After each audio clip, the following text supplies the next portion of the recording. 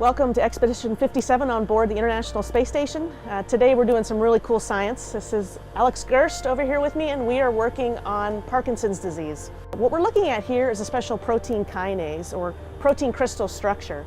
And the reason scientists have sent it up here to the International Space Station is because these protein crystals tend to grow larger and of much better quality.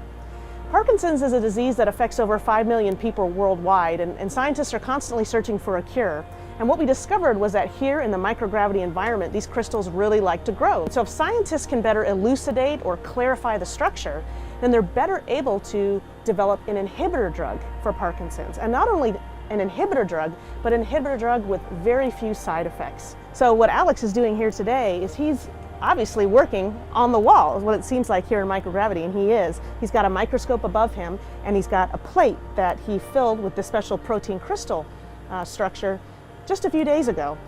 Gave time for those structures to crystallize, and now he's examining them under the microscope. And he's actually interacting real time with the principal investigator on the ground to look at the crystal structure, to help improve the lighting and the clarity, and then also take pictures, which will then be sent back down to the ground. So here on board Expedition 57, we're very proud to be taking part in this experiment.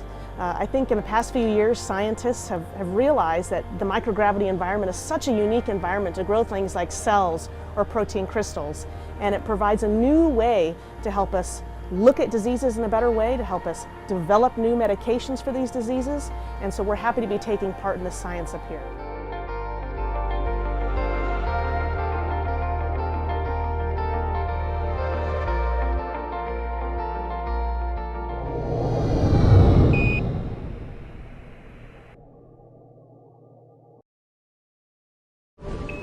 Subscribe for more space.